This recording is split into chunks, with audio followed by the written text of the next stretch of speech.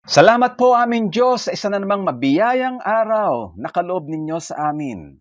Ipinagdiriwang po namin ang inyong kabutihan. Mga kapatid, tayo po'y mapag-isa sa tahimik at personal na panalangin at paikipagniig sa Diyos.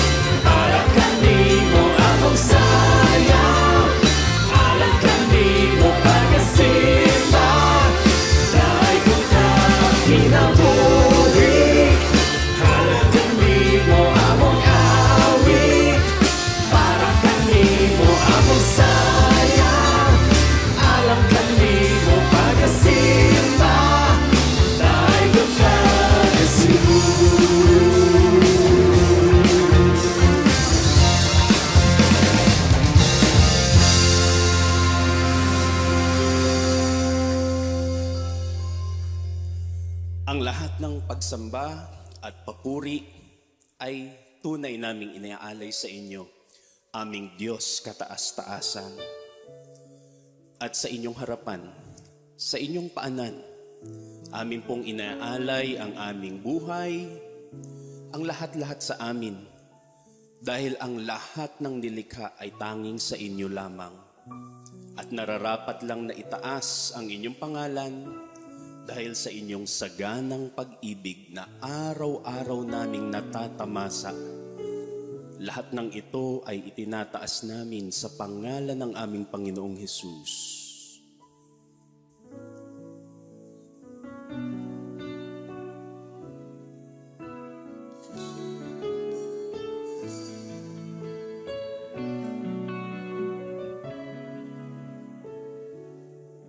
Sa inyong paanan, ako'y yumuyuko, ang aking kabuuan sa inyo ay isinusuko. Lumalapit, umaabot, inuhubad aking takot, upang kayo'y makaniig, ang tinig nyo ay marinig.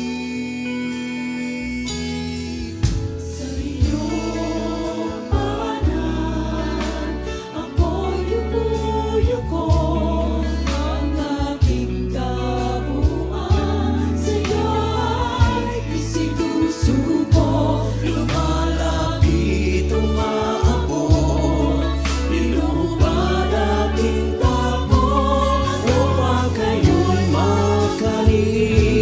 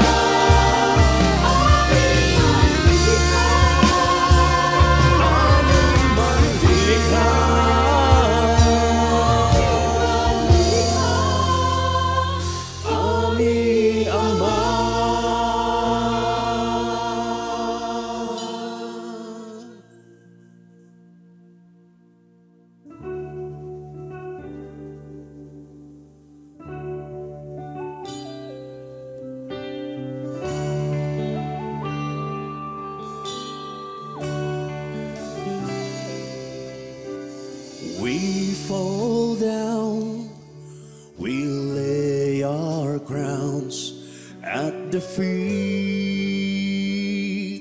of Jesus. The greatness of His mercy and love at the feet of Jesus. We cry, holy, holy, holy. We cry, holy, holy, holy. We cry, holy, holy, holy is the Lamb.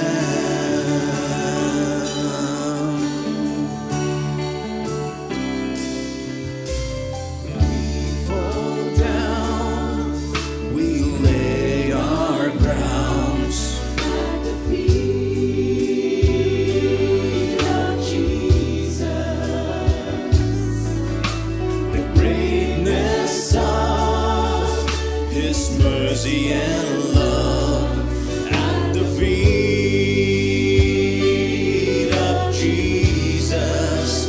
We cry, holy, holy, holy. We cry, holy, holy, holy. We cry, holy, holy, holy is the Lamb.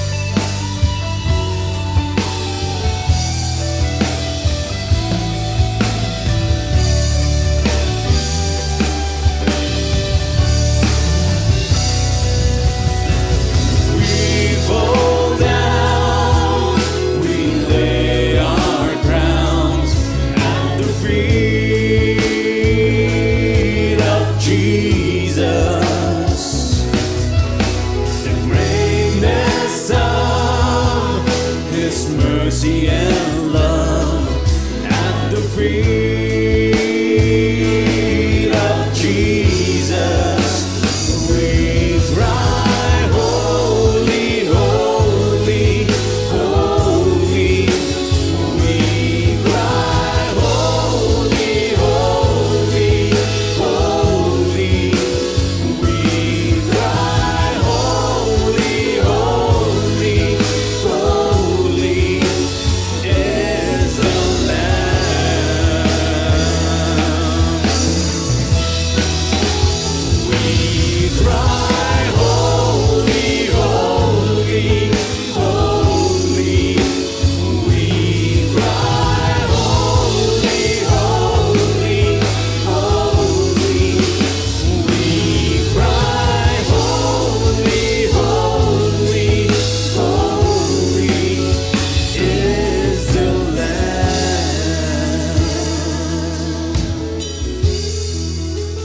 We cry, holy, holy, holy. We cry, holy, holy, holy. We cry, holy, holy, holy is the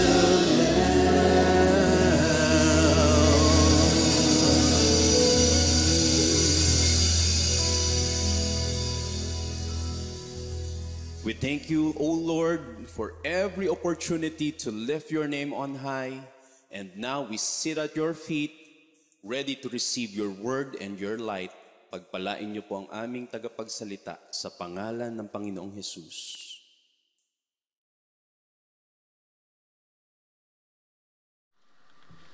1 Kings 4:29-31. God made Solomon very wise. Solomon could understand more than you can imagine. He was wiser than anyone on earth. Solomonic wisdom in reading Scripture. Kilala si Solomon na napakatalino, pero paano i-apply ang katalinuhan niya sa pagbabasa, pagpapakahulugan, pag-apply ng mga salita sa Biblia? Father, we thank you that you are God of wisdom. And we thank you for having given Solomon that supreme wisdom na hanggang ngayon pwede naming pakinabangan, pag-aralan, at isabuhay. Patuloy nyo kaming pakalinisin, patuloy nyo kaming pagpalain, at ngayon humihiling kami na patuloy nyo kaming bigyan ng kaliwanagan. Teach us so that our reading of Scripture may be informed by wisdom and not by foolishness. We seek you, Father, in the name of your Son, Jesus.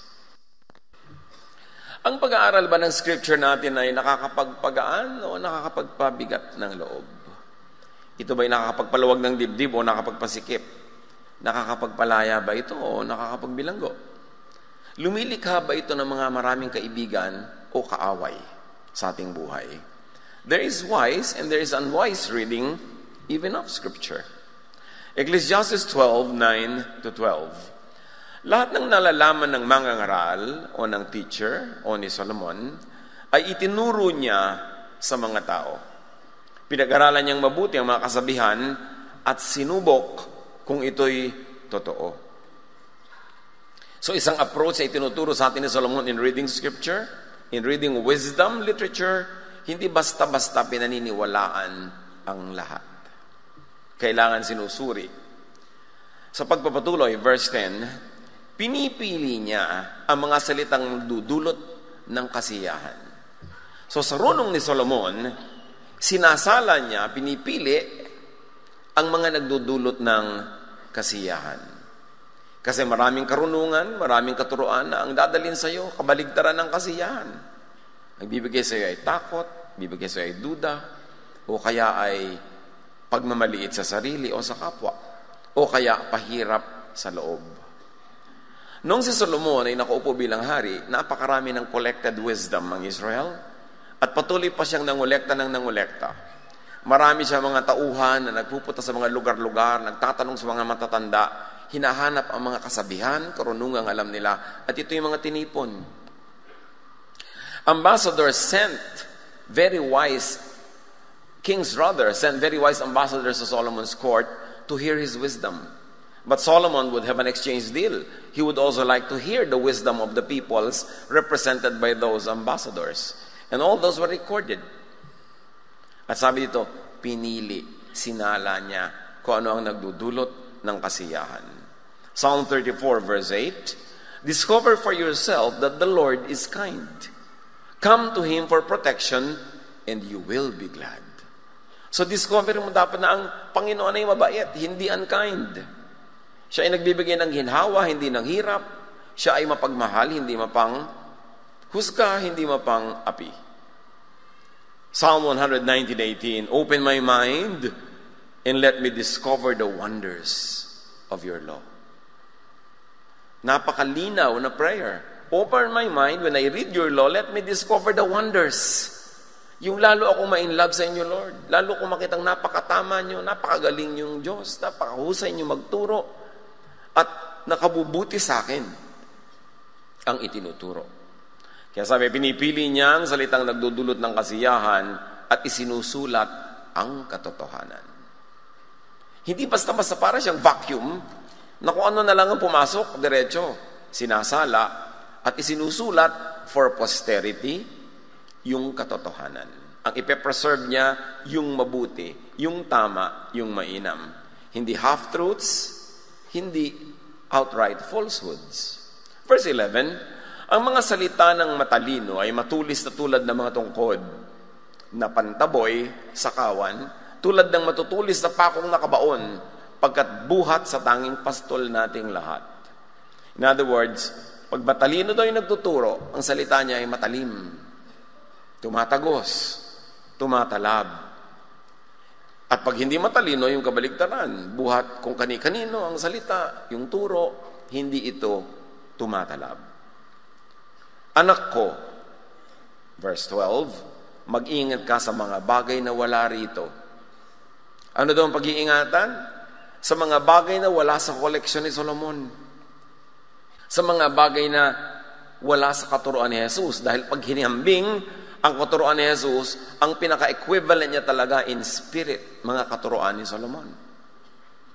Mga katuruan na nagpapalaya, katuruan na nagpapagaan ng damdamin, katuruan na sasabi kung paano ang buhay ay susulitin at kung paano mamumuhay ng pakikipagkapwa at pakikipagmabutihan sa kapwa-tao. At sabi pa ni Solomon, hindi matitigil ang paggawa ng iba't ibang aklat. Kung sa paggawa lang naman ng aklat, siya na yung champion. Siya na yung pinakamarunong. Pero sinasabi niyo, alam niyo, papunta pa lang kayo, pauwi na ako. Alam ko na lahat yan. Hindi matatapos ang paggawa ng mga aklat. Hindi matatapos ang paglikha at pagbubuo ng mga karunungan. Ibig sabihin, napakaraming sources. Pag hindi ka marunong pumili, hindi ka marunong magbasa, pagod ang aabutin sa'yo. Ang aabutin mo sa paglikha o pagbabasa ng mga aklat. At ang labis na pag-aaral, sabi ni Solomon, ay pahirap sa katawan. Solomon is saying this. Sabi niya, too much study wearies the body. Which also means pahirap sa isip. Pahirap din sa samahan ng mga nag-aaral. Kaya yung mga dati magkakaibigan, mula nung nag-aaral, biglang nag-away-away, nag-iwalay. Mga pamilyang dating united, yung nagkanya-kanya ng aral, nagkanya-kanya ng landas, nagkagulo-gulo. At kuminsan ito'y pahirap din sa buhay. Yung mga dating taong maluwag ang buhay, magaan, wala na masyadong pinoproblematize, mula nung nag-aral ng mga kung ano-anong kasulatan, pinroblema ang lahat, inaway ang lahat, natakot sa lahat, gumulo ang buhay. Kaya sabi ni Solomon, alam nyo, yan din pag-aaral, nakakapahirap yan sa katawan. Pag-aaral ng ano? Pag-aaral ng mga hindi nagdudulot ng kasiyahan. Pag-aaral ng mga nagdudulot lang ng takot, nagdudulot ng mga pangamba, mga duda, at mga paghiwa-hiwalay. Matthew 23:1-4, Jesus said to the crowds and to His disciples, the Pharisees and the teachers of the law are experts in the law of Moses. Ang daming libro niyan, ang daming babasahin, the law of Moses. At sabi ni Jesus, they pile heavy burdens on people's shoulders and won't lift a finger to help. You see the parallelism between Solomon and Jesus and their teachings? Sinasabi ni Solomon, yung pag-aaral, nakakapagod yan pagka hindi mo pinili ang yung pag-aaralan. At sabi naman itong si Jesus, agree. Kita nyo ang mga turo ng mga Pharisees, ang dami-dami, hindi maubos-ubos. Pero anong bunga sa buhay ng mga tao? Pagod, hirap, stress.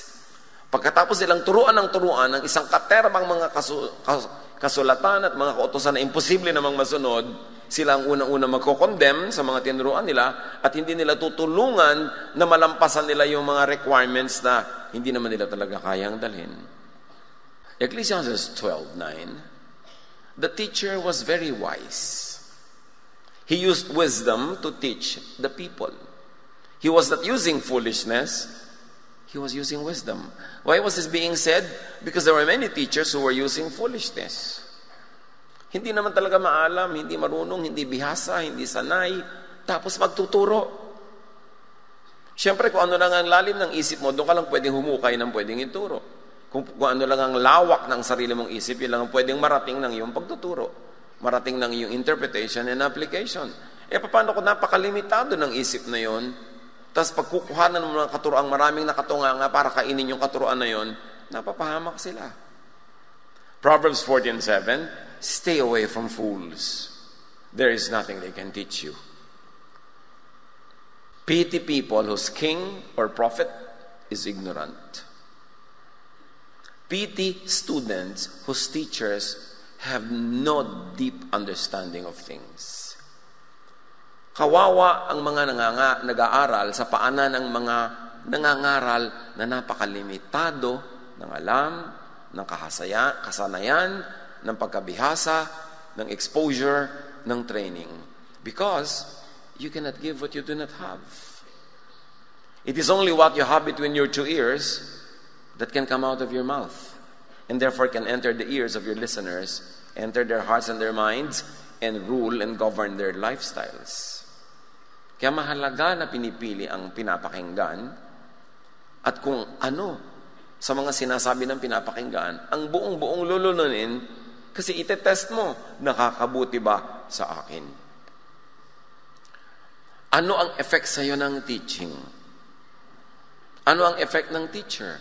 Is it delight or torture? At sabi ni Solomon, dapat delightful. Ang purpose ng teaching, hanguin ang mga tao sa hirap, bigyan sila ng kapayapaan, katahimikan. At sabi ng Panginoon, comfort my people. At sabi ni Jesus, my peace I give to you. Not as the world give, do I give. So ang lahat ng pagtatangka ng pag-aaral, pagpapalawak ng isip, pagpapalalim ng karunungan, ang bunga dapat sa iyo, peace. Peace with God, peace with other people. So teachings, according to Solomon, should be very carefully organized and reorganized. Organized also in terms of priority. Ano ba talagang priority kung dapat alaman ngayon at sundin? Kasi nag-iiba-iba rin ang priority ng tao sa iba't ibang panahon. Kahit ang Israel, nag-iiba-iba ang priority niya sa pag-approach niya sa mga laws. May mga laws nung araw na napakahigpit nilang pinairal, pero nung panahon ni Jesus, hindi na. Kasi naiba na ang panahon.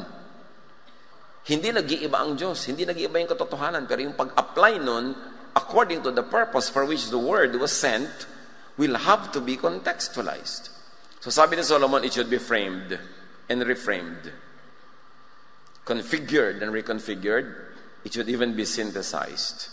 Na ang pag-aaral ng salita ng Diyos ay hindi parang Russian roulette, hindi parang kung saan lumipad yung page, yun ang guidance mo. Kailangan sinusuri, ino-organize, kino-configure yan para ang maging bunga yung kalooban ng Diyos. So if not wise ang reading, the results are misreading, misunderstanding, and misinterpretation. In my 40 years of ministry, pagod na akong sumagot ng mga tanong na laging itinatanong ng mga tao. Kasi ang pinagmumulan lang is a very limited understanding of the text. Imagine the texts that we are reading were written ages away from us, in a language distant from us, and then translated into languages that are still distant from us.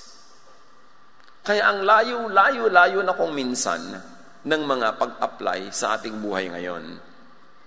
And usually people will see a verse, read it in English or in Tagalog, and limit themselves to that meaning in the English language, and then make all kinds of applications in their lives already.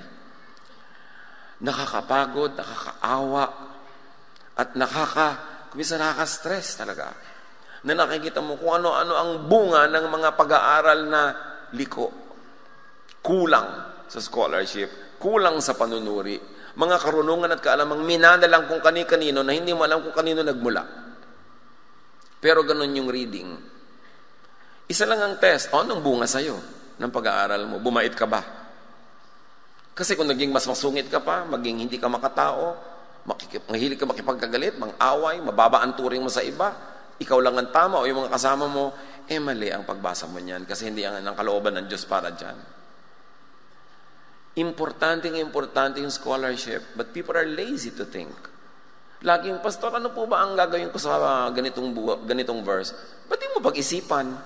So, kailangan lagi talaga itanong mo yan. Paano kung sinabi ko sa iyo, magbigti ka? Pag sinabi niya, Pastor, yung pong boyfriend ko, papakasalan ko ba kasi ganito, ganon. Tatanong mo talaga sa akin yan, ba't di ikaw mag-aral? Kailangan suriin mong mabuti. Pastor, wala po akong trabaho, gutom na yung pamilya ko, pero may nag-offer po sa akin. May pasok po pag linggo. Tinanggihan ko po. O pag nagutom yung mga anak mo, ipakain mo yung braso mo, ha? Binigyan ka na ng trabaho, ayaw pa dahil linggo, kasi po worship day. Saan mo nakuha yung interpretation na yan na hindi ka pwede magtrabaho dahil Sunday? Kaya nga tayo may worship pag Wednesday, pag Thursday, pag Friday para makapagtrabaho kayo. Dahil po sabi sa Bible, di po ba magsabat? Kung talagang sabat ang tutuusin mo, Sabado yun. Hindi ngayon Linggo. Paano po yan? Literal mo kasi ini-interpret na on the seventh day you will rest. Sabat ang katumbas. Pero ano yung essence nun? That every 6 days of work must be broken by a 7th day of rest. Kung mataon na yung 7th day mo, Martes, dito ka mag-rest. So you don't break the essence and the spirit of the command. Pero you are tying yourself down to the letter of the command.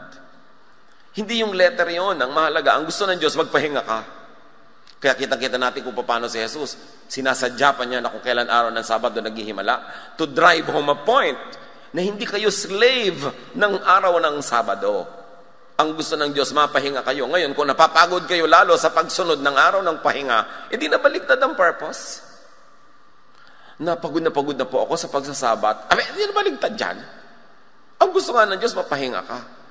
Kaya yung very literal reading and then very literal application in daily life na mga katuroan na itinuro sa isang kaprasong maliit na grupo ng tribo sa isang pagkalayo-layong panahon at pagkalayo-layong lugar, i-apply mo sa buhay mo ngayon unless you exercise very sound scholarship in language, reading, and meaning and interpretation, unless you contextualize the cultural value of those activities,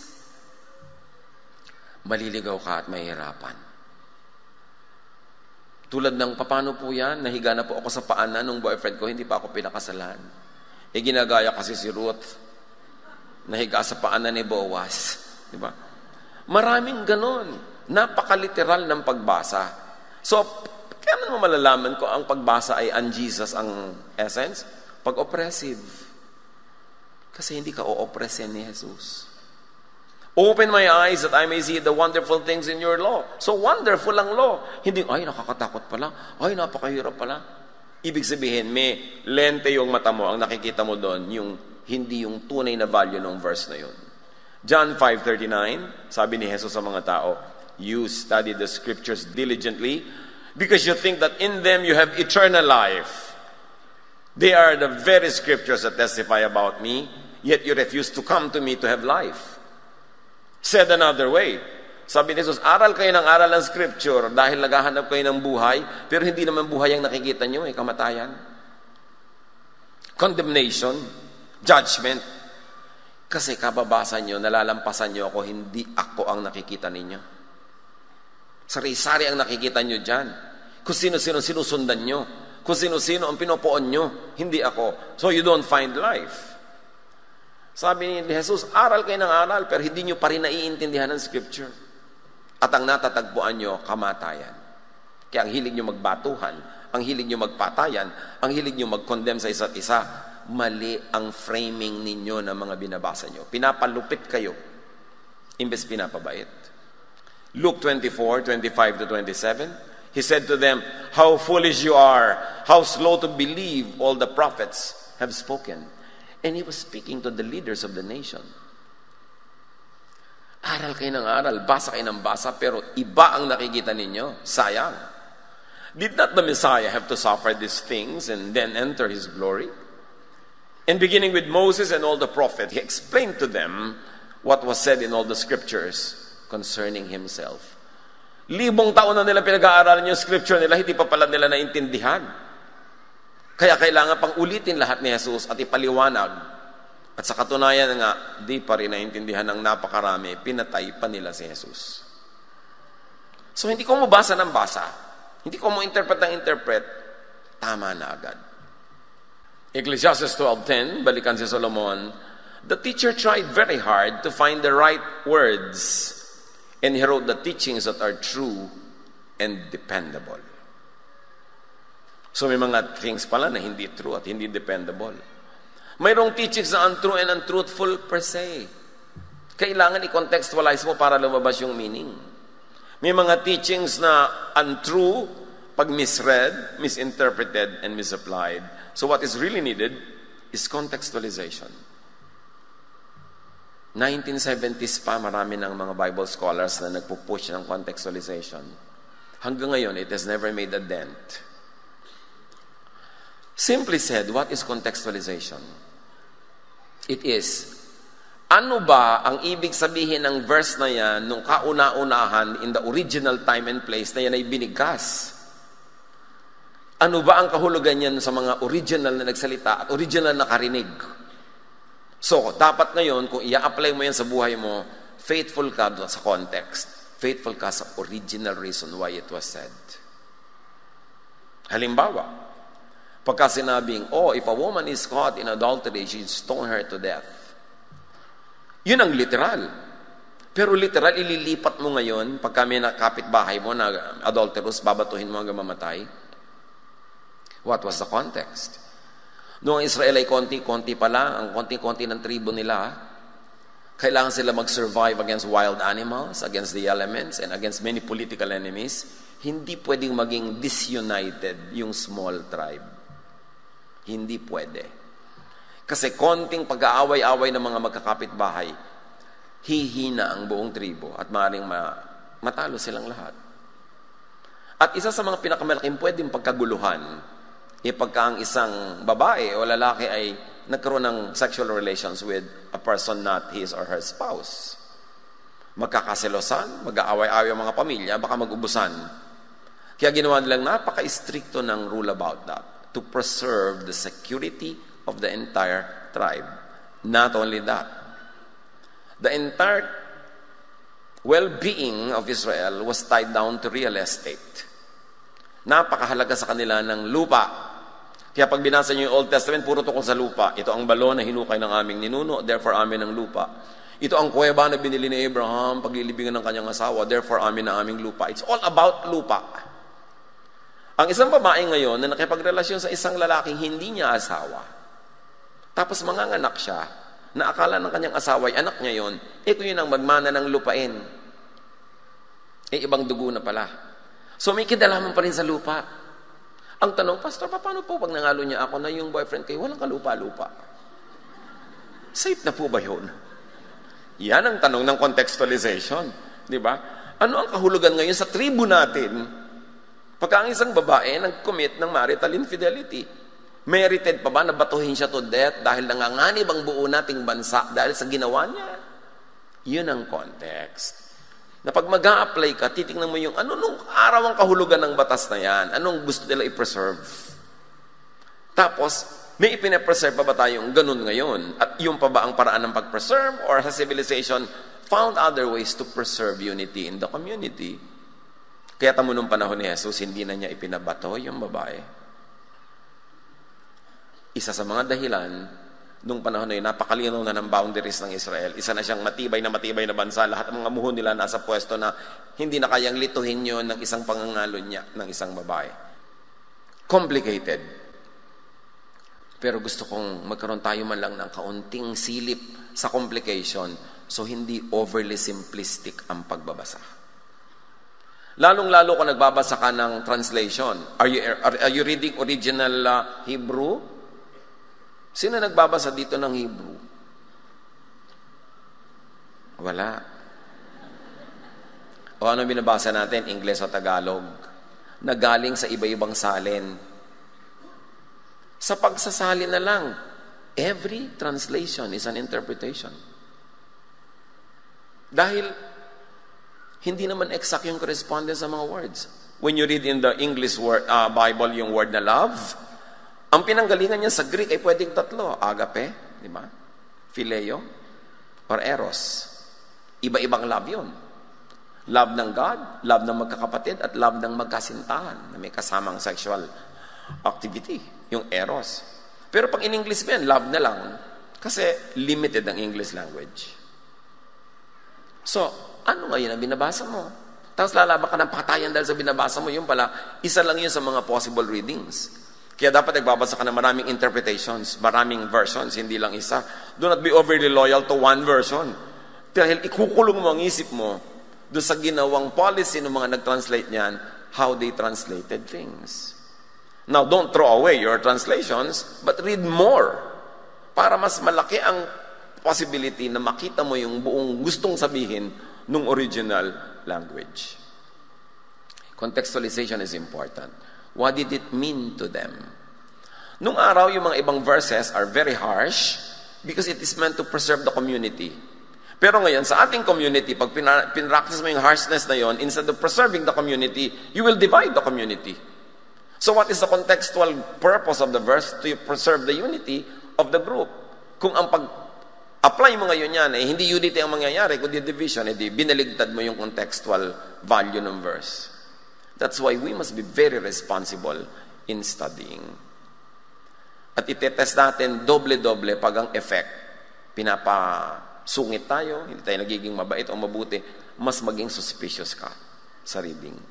Maaring tama ang reading, yun talaga sinasabi ng verse, pero ikaw ba ang sinabihan niyan? Remember, ang pinaka-recent na original hearers niyan, 2,000 years ago. Kaya pag sinabi halimbawa, meron pa mga 3,000-5,000 years ago pa. Pag sinabi halimbawa kay Noah, gumawa ka ng sasakyang lulutang sa dagat, gagawa ka rin? Di naman ikaw yung kausap. Katulad sa mga tinuturo ni Paul sa marami mga churches, he was doing church management. Pag may sinabi siyang, ito, tanggalin nyo, ito, pahirapan nyo, yung mga tao yun, kilala niya kasi lahat yun. Particular incident sa church yun, at meron mga issues na kailangan ma-solve right now.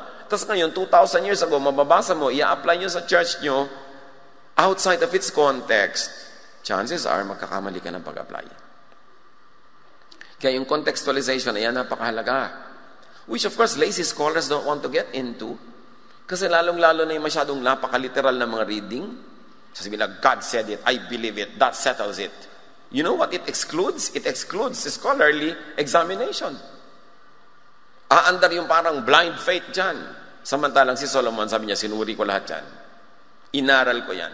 Finrame ko yan. So major teachings, at may mga teachings na, mahalaga ha, recognized by people and religion, even by tradition, but not recognized by God. Not recognized by Jesus, even in Scripture. Matthew 15, 1-9. Then some Pharisees and teachers of the law came to Jesus.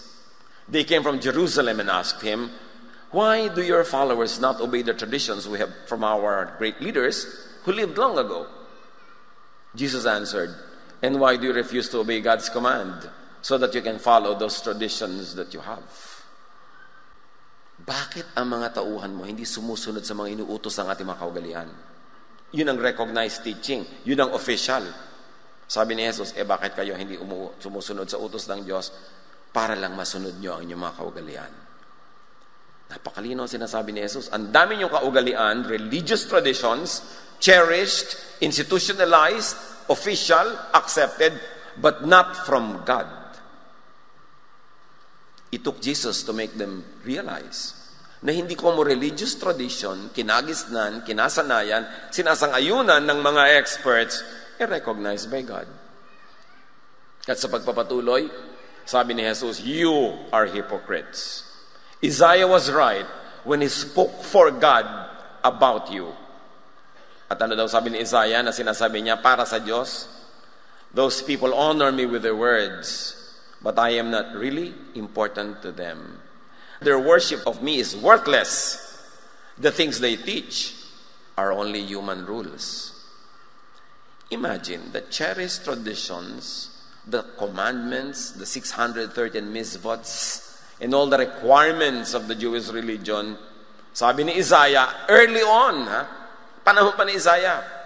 So niya, alam nyo, hindi kayo talaga sumasamba. Kasi ang mga turo nyo, imbento. Iniimbento nyo mga katuroan nyo para sa inyong sariling kabutihan. The priests, the religious leaders were inventing all kinds of teachings that benefited them and the temple, but were not really teachings of God. Kaya galit sila kay Jesus Kasi ang daming binasag ni Jesus ng mga kaugalian. Ang conclusion mo lang, si Jesus ba ay lawbreaker o siya talaga yung law? Kaya sabi niya, Sabbath was not made for man, but man for the Sabbath. I am the Lord of the Sabbath. So nung binrake niya, hindi niya binrake. Yung mga tao ang nagbe-break ng spirit of the Sabbath for so long, na nung itama ni Jesus, mukhang siya yung lawbreaker.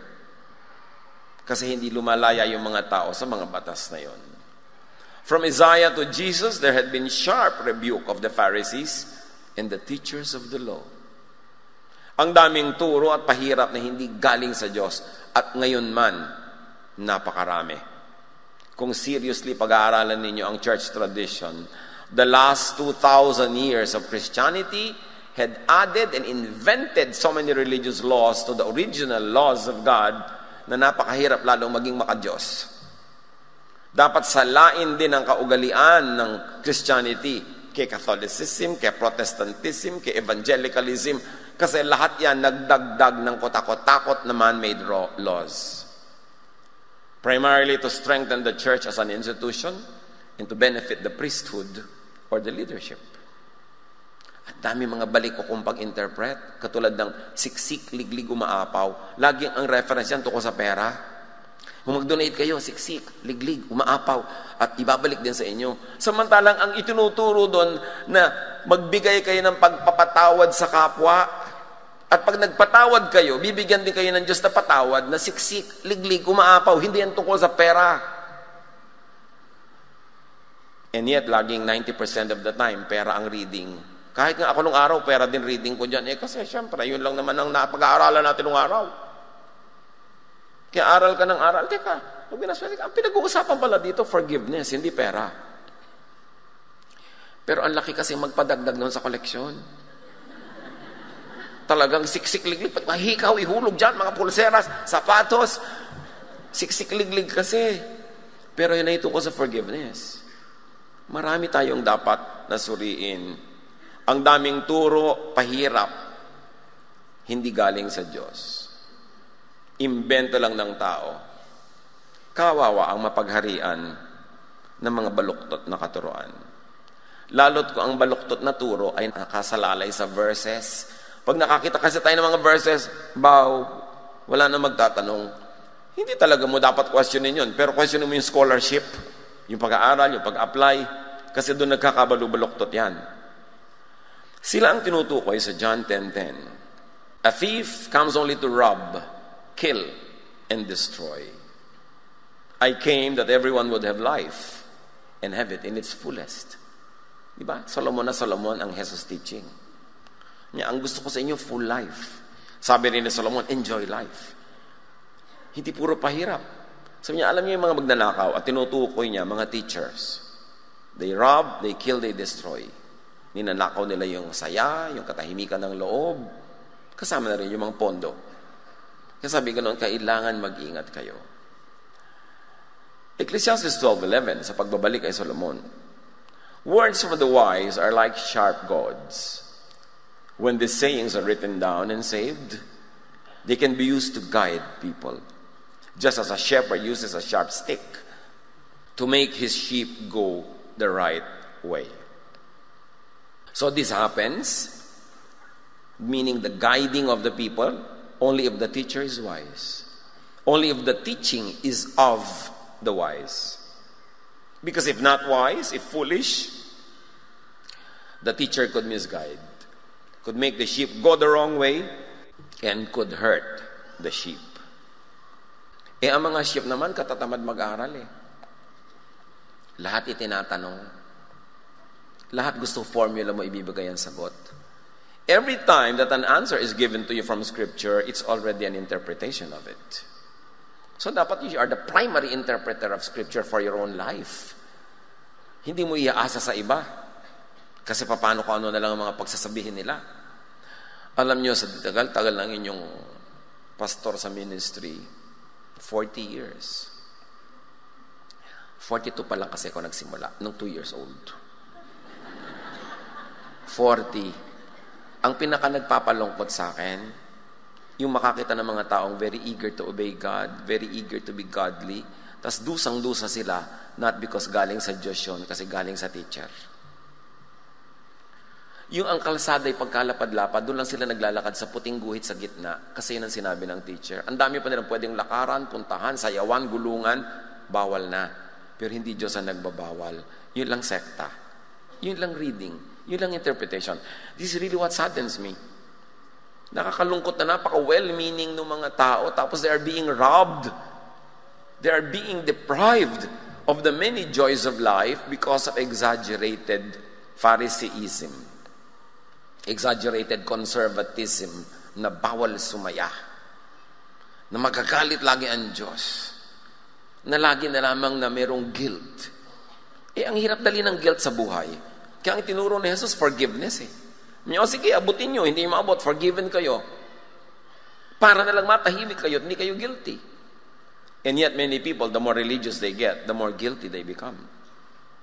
Dahil sa teaching, dahil sa teacher.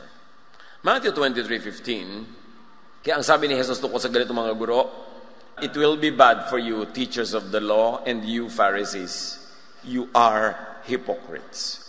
You travel across the seas and across different countries to find one person who will follow your ways. When you find that person, you make him worse than you are.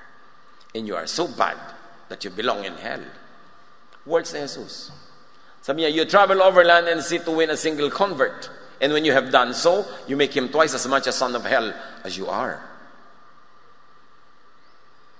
Sabi ko, kawawa ang dapuan nyo, pamisyon-misyon pa kayo, turo kayo ng turo, akyat kayo ng akyat ng mga bahay, kung saan kayo nakakarating, pero ang dapuan nyo, kawawa. Kasi gagawin nyo lang silang parang anak ng impyerno. Ibig sabihin, laging guilty, laging mahirap ang loob, laging nagja-judge ng iba, laging nagtatago, laging nagbabalat kayo, mabuti pa, wag nyo na lang silang turuan. And sometimes that's how we feel when we look at mga kumisan, mga karakaratola ng mga religious works sa iba-ibang lugar. Ay, nakarating na sila dito.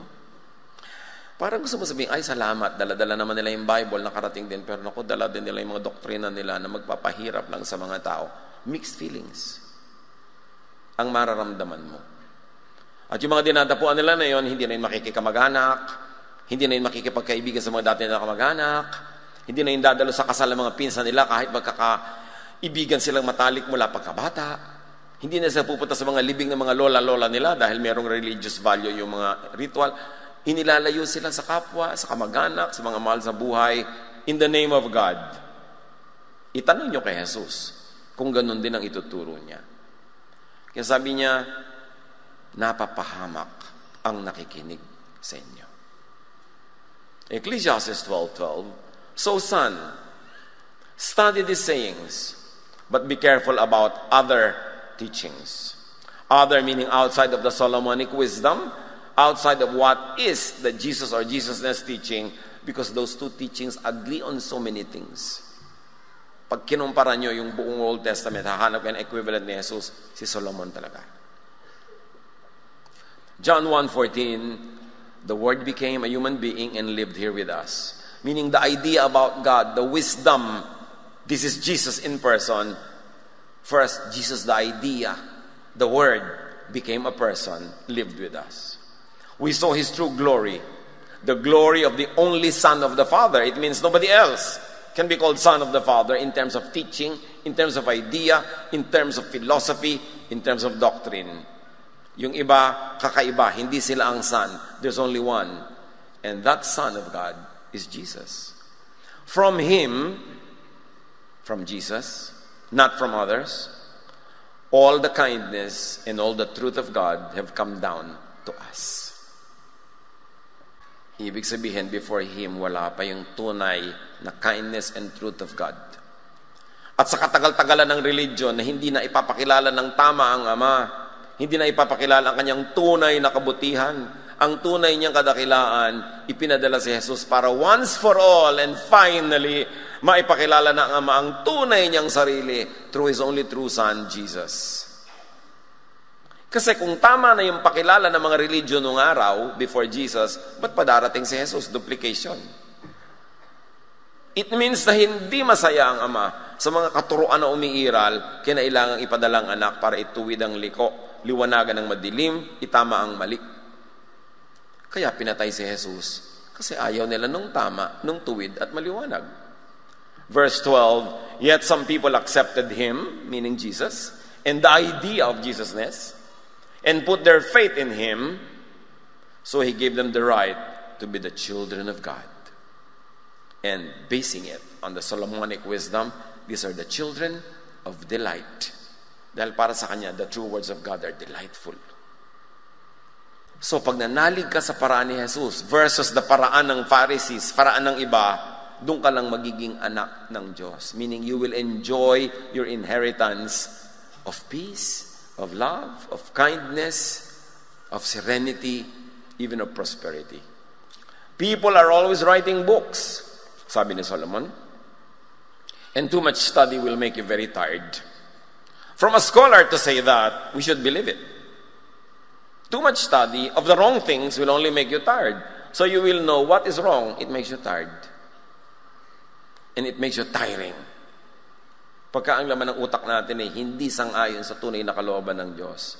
People daw, kung sino-sino, kahit sino, and these books are mga kung ano-ano, mga guni-guni, ang dami niyan. Too much study ng kung sino-sino, kung ano-ano, will make you very tired sa pag-aaral, sa pagkalito, sa pagsunod sa buhay. Salamat, mahilig tayo sa salita ng Diyos, kaya nga tayo lahat magkakasama. Mahilig tayo mag-aral, pero applyan natin ang Solomonic filter. Wise study and teachings, that which is wise will not make you very tired or tiring. It will not choke or oppress or enslave you. It will not make your life needlessly hard than it already was. And it will not make you stressed or a stressor to others. It will give you rest. So restful ba ang bunga? Kahit sa ministry, Pastor, bakit wala po tayong kantata tuwing Pasko? Alam mo ba yung kantata? Kung gaano kahirap gawin ng mga choir. Kapapractice nila, lagi may late, nagkakasamaan na ng loob. Yung laging ganyan. Bisa nag-away-away na sila sa stress ng kantata. Kaya nagkakanta sila para mga anghel na ganyan. Kukurap-kurap. Pero sa likod, nagsasabunutan na yun. Sa dami ng stress, huwag natin i-stressan ang buhay natin, walang kanta-kantata. Diba? Mag-play na lang tayong tape. Ganun na effect niyan. O one song should be enough. Kasi bakit natin papahirapan ang buhay natin? Bakit natin i-stressan ang mga sarili natin sa pag-aaral ng salita ng Diyos? Yung mga iba, pastor, kailangan ko pong umabsent sa isang Sunday, kahit ako Sunday school teacher, kasi yung ninang ko po naglulubha sa Bicol. Sige na, kahit 2 linggo. Para ka makapunta. At pagkatapos siya, ka nang-a-absent ulit. Di ba? Pero yung mga iba talaga hindi ka papa-absentin kahit naghihingalo ang nanay mo kasi God's work is important. Anong klase mga application yun? Hindi ba God's work yung pumunta ka sa mahal mo sa buhay na nahihirapan? Kailangan ba lagi sa loob ng simbahan gawin yung God's work? Again, invento yun ng simbahan. Para hindi ka absent. Kasi iba naman talaga, pag niluwagan mo, lagi nang absent. Kaya kung ano-ano natuloy yung mga policies na gagawin mo, kaya kailangan bantayan natin ang mga sarili natin. And for us to enjoy freedoms, we should be responsible enough. The wise shepherd will not get you tired. The wise shepherd will give you rest. Simplify. Nung araw, ang ating mga, kasi alam nyo, church natin, nagliliit naman ang simulan natin, 7 tao sa Saudi Arabia, Bible study. Kahit nung nagwo-worship na kami nun, sumasabay lang kami sa cassette tape. Hindi pa nga -1, nagiging +2. Kasi sinasabayan namin, so wala ka pang manunugtog, ba't mo pipilitin? Kaya nung araw, dumarating yung point na ang hirap naman, wala tayong mga manunugtog, wala tayong mga awit, kulang, anong gagawin natin? Simplihan natin ang kanta. Kung wala tayong instrumentalist, i-acapella natin. Ba't kailangan pagurin ang mga sarili natin? Hindi naman tayo nagpe-perform para kahit kanino. Pero kung kaya natin gawin, lahat, full instrumentation, full voicing, maganda, beautiful, pero hindi natin kailangan magpakamatay para lang mangyari yun araw-araw. Kailangan, nakarelax lang tayo. Kasi yun ang gusto ng Panginoon, restful. Not to the point na napakapabaya mo na sa relaxation, you know kung hanggang saan dapat yung limit. O nakakapagod na yan. Ba't natin itinigil ang ating mga pistang Kristiyano? Na ang daming dumadalo, palaki ng palaki. Wow, palaki po ng palaki. Wow, pastor, every year, ang laki. Next year po siguro, mas malaki pa. No, next year, tigil na to. Bakit po? Nakakapagod na. Mahirap mag-maintain ng tradisyon. Taon-taon po ginagawa natin. Kahit dumudugo na tayo dito, sumusuka tayong dugo, gagawin natin dahil taon-taon.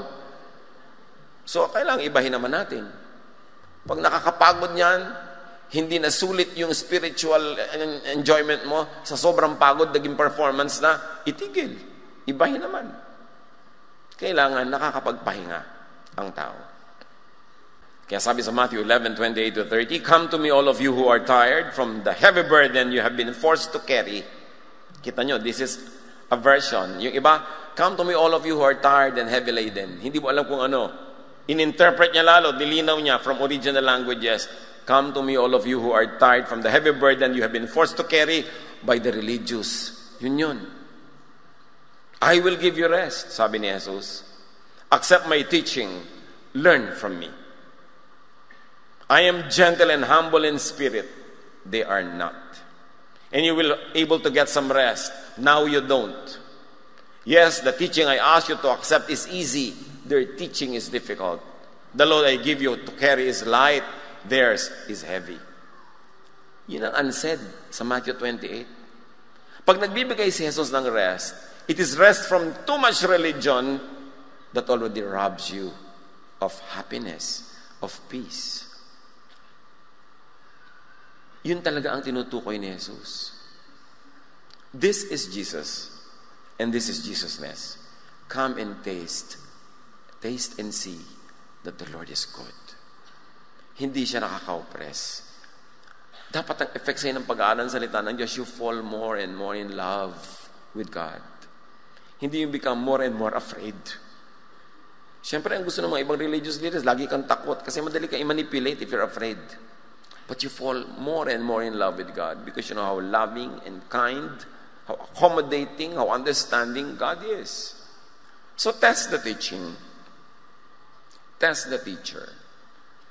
The teaching that I ask you to accept is easy. Sabi ni Jesus, the load I will give you to carry is light. Needless religiosity could imprison. Jesus sets free. Keep that in mind when you read. Keep that in mind when you interpret. And do your more reading, personal readings. Read several versions. You will see yung breadth and width and the height of the meaning when you read it from many versions. You owe it to yourself to make yourself a beneficiary of the body of wisdom that God has given to us in print, the Bible. But a correct reading is what is needed. Learn from Solomon. Father, we thank you that we could be reminded to be more scholarly, to be more objective in reading verses. Teach us to free ourselves from all the traditional interpretations we have only inherited. At nawa magkaroon kami ng fresh perspective, fresh pag-aaral. It is our duty and privilege to approach your throne of grace directly, personally, through your word. Turuan mo kami, Lord, to be responsible, to feed ourselves with study, with responsible study, and to be more selective, to be more circumspect in listening to the many voices around us. Pagbulay-bulayan natin ang mga kahulugan nito sa ating practical life, pag-aaral, pakikinig, para lalo tayong mapalapit sa puso ng Diyos na may kapayapaan, katahimikan sa buhay. Ponder these words in a few moments.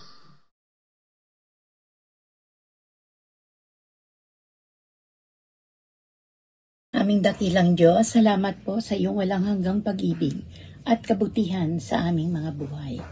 Thank you for Solomonic wisdom that encourage us to acknowledge that God is sovereign above everything.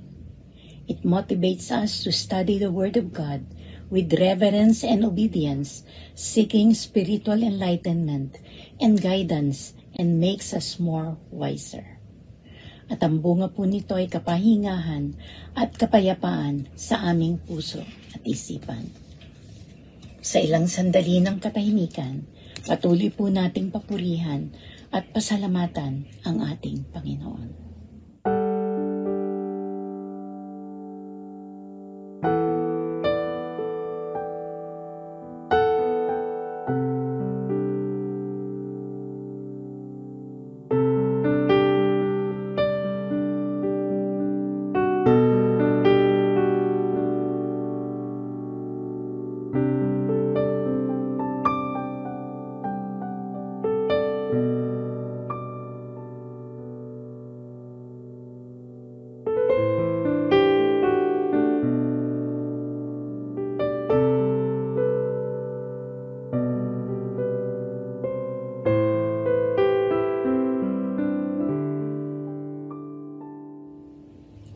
pong Diyos, tanggapin mo po mula sa aming mga puso ang aming mga handog bilang pasasalamat sa iyong nag-uumapaw na pagmamahal sa amin.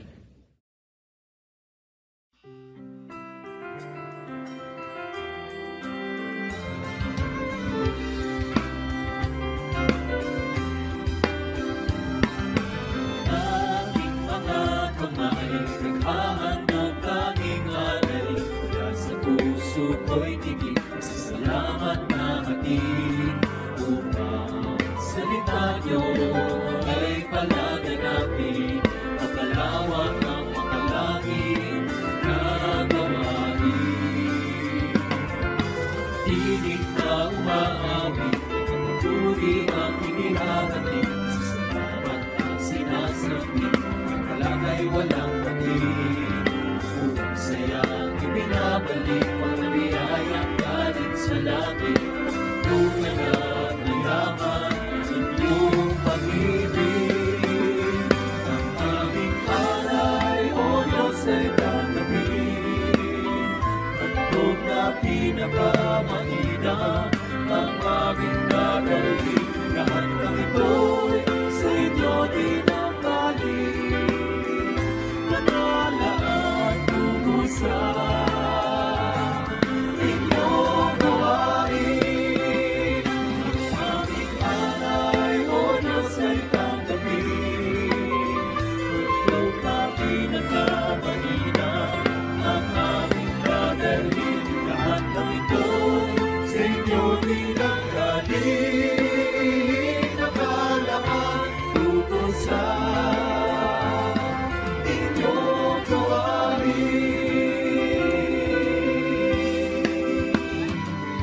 Lumamagi sa Diyos na ay likha sa ating mundo. Alagon kayo siya nawa. Siya nawa.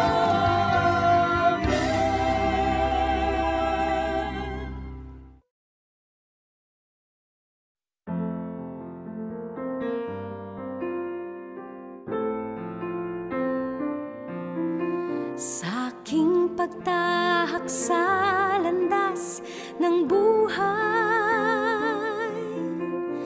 iba't ibang pasanin ang masusumpungan. Minsa'y may kalungkutan, minsa'y may pangamba, walang katiyakan at pag-asa. Okay, sarap isipin na ang Diyos ay may layunin sa bawat suliranin. Nararanasan ko, di man maunawaan, paraan niya't kalooban, kay Jesus pa rin ang pagtitiwala ko. Ang pagtitiwala ko,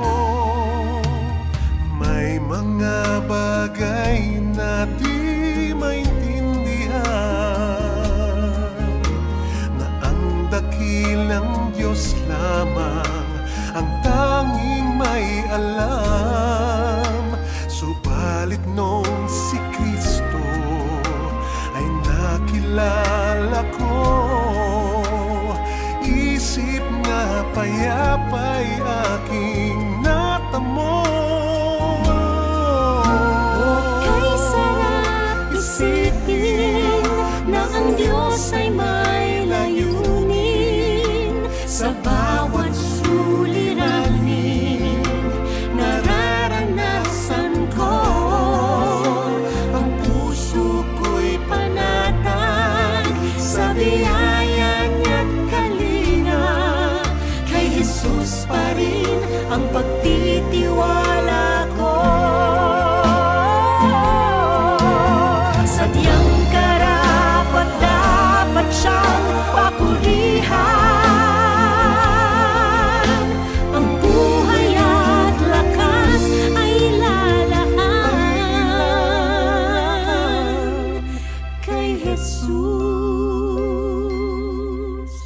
O kay sarap isipin na ang Diyos ay may layunin.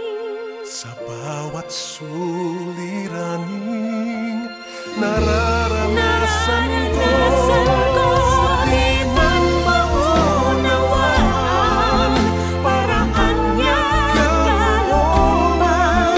Kay Jesus pa rin ang pagtitiwala ko. Ang puso ko'y panatag sa biyaya niya't kalinga. Kay Jesus pa rin, kay Jesus pa rin, kay Jesus pa rin ang pagtitiwala ko.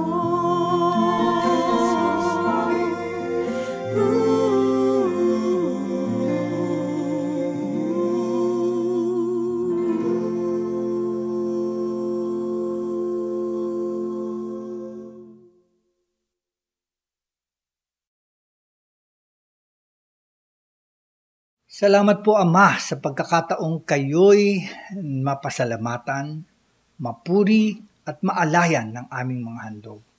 Igawad niyo po ang inyong patuloy na pagpapala sa aming mga anak. Mga kapatid, ihayag natin sa Diyos ang ating mga pasasalamat sa ilang saglit ng personal at tahimik na pananalangin.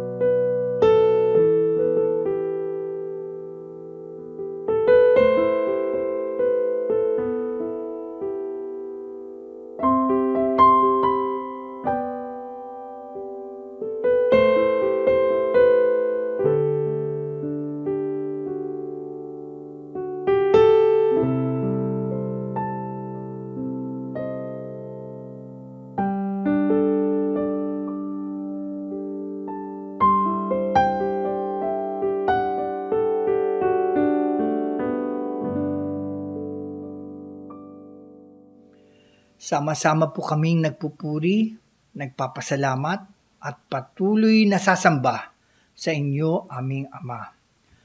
Tanggapin natin ang pagpapala ng ating Diyos at nawa tayo ay maging ilaw at asin ng sanlibutan.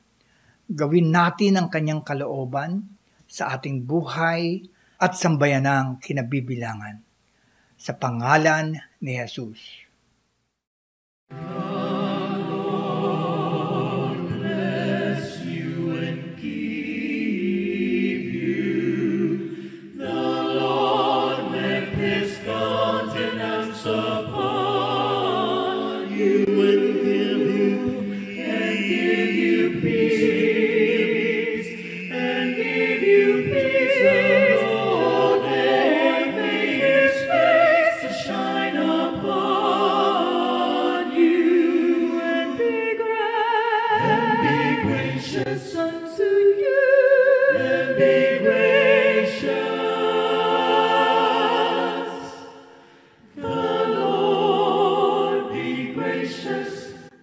Gracious unto